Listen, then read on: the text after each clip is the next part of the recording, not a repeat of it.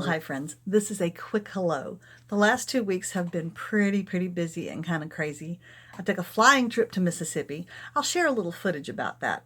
You see, I am in my studio. However, I am sharing my studio with a little friend. That's my grandbaby. We have family here for Thanksgiving, and my studio has been turned into a little nursery for my sweet grandson, and I don't mind that a bit. I am doing a little bit of painting this morning while he pretends to take a nap. So we're sharing the space. But I just thought I would say hello and wish you a happy Thanksgiving wherever you are, and hope that you are having as much fun as I am with family. See you soon. I'll promise I'll get back to my usual creativity. Got lots of stuff going on my loom soon. I'm going to be doing some weaving and hopefully some spinning and lots of painting. So we'll see you back here soon. Thanks for stopping by. So that's a cotton gin right there, and there's the truck that was in front of me carrying so many bales of cotton. These things are huge, and I think there's hundreds, if not thousands of them in that field. This is the Mississippi Delta. It's a very flat area of farmland, agricultural land near the Mississippi River.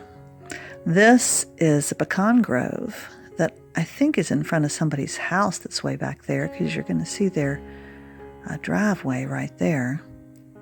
Pecan groves like that are pretty common. And here's a cotton field that's already been harvested. The cotton fields I did see that had not been harvested yet were so white. I've never seen them so white, so full of cotton, and I hope they are able to harvest it soon. That's for irrigation right there. It was lovely to see all that beautiful farmland. I was on the way to see my daughter and her family. They needed my help a little bit, so I went to do some Nana time with my grandson, and we had a lot of fun outside. The weather was just perfect. It was gorgeous. We took some walks. We also stayed inside when it got too chilly, and he loves to sit in his tub and watch TV. And here is their beautiful cat, Chauncey. Then I drove home, and you can see that even in Mississippi, which is not up north, that they have some beautiful tree color. I just thought I would share some of the landscape with you. It really is lovely and open, and although I'm trying to get video of the land, the sky is just huge. I want to remind you that I did not look at my camera when I filmed any of this.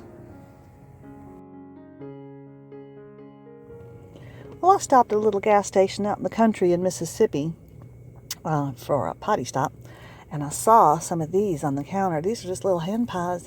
I asked the girl what the P was for. There was A and P, and I figured A was for apple, P is for peach. So this is just a little peach pie. So I'm going to open this up. So all those we talk about how everybody has a little hen pie in their culture, and you've got the ones in Cornwall and the ones in Wales or whatever. Well, in the American South, we have ours too, but they're sweet. Not a lot of filling. Not fabulous, but it's a nice treat on the road. Well, I thought I'd show you what we've been doing this week, Thanksgiving week. My son has been here with his wife and their baby, who you just saw. And he's helping me clean out the garage. I've done this once before, but he's doing a more thorough job. We're also ripping down the garden fence. I'll show you a little bit of that. And we hauled something out of the barn office and got a peek in there. Oh, it's horrible. He's helping me secure my chickens also better. Well, don't even look at that. But I had a chicken that died while I was in Mississippi because something got into the pen and got into the coop and got one of my chickens while they were all asleep at night, and my rooster fought off, I think it might have been a cat. I don't know. So anyway, let me show you. He's also working on a pork butt today. I'll show you that. So while I was out doing something, I think with the church one day this week, he and his wife cleaned out tons of stuff. This is what they yanked out. There's so much evidence of mouse and evidence of snake, I'm sorry to say. And we're going to have to get just mouse nests and stuff. So they cleared out, that was all along this side. And we got the shelving. This one and these two from back in the barn and pulled them up here. They're much more useful here. The snakes were kind of back in that corner, but they've cleaned all that out a good bit. And now you can walk in here. This is a chair I'm redoing. I think I've showed you that before. I don't have the cushions yet. I haven't heard from the cushion store. He put new boards down here. This is where the mice were living, down inside of the cinder blocks.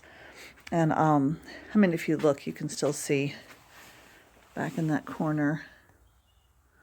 That's a mousy looking area. There's still a lot of them in here. As long as they stay here and stay out of my house, I really don't care too much. Oh, he's got the thermometer, so he's really doing this fancy. Let me see. He's got the grill working. He's doing a pork butt. He's got the temperature here. If we can just take a peek without messing it up too bad. Ooh. Okay, don't tell him I did that. Okay, I'm going to take you back and show you the garden just real quick. We took a run to the dump, which I had never done before. And we took away 2 mattresses and a door and a whole bunch of other stuff. The barn office has been totally infested with mice and rats. And we're going to empty this all the way out. We're going to have to take another run to the dump and take this dead chest freezer. That's my husband's drill press. He wants that. The little refrigerator is dead.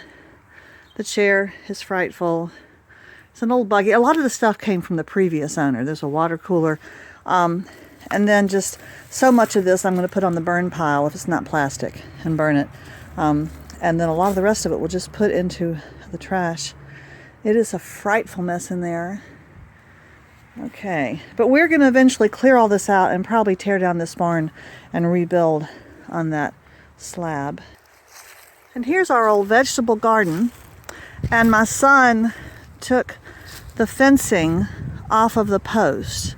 Took the staples away and he's pulled the post out. We've got a lot of them leaning against that tree right there.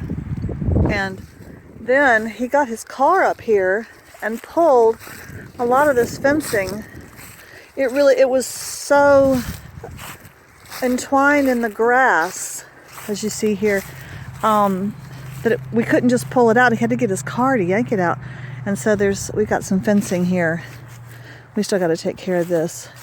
He did it as far as he could, and then he was afraid to pull anymore because it would just rip the fencing apart because it's so attached in the grass down there. But we're making progress. Adam wants to be able to just mow this now. And I've got to come back. These are actually tire beds. You never know there was a tire in there. I've got 3 elderberry trees. We got to decide. We really have to decide what we want to do with this. But we're making progress in turning it back into pasture. See, here's some of the fence we took down here. Our burn pile is getting bigger. We might have a chance to burn it up before they leave. We'll see. So that's what we've been working on the little farm. And next week, when life becomes quiet again, I'll get back in my studio. Thanks for joining me, friends. Happy Thanksgiving.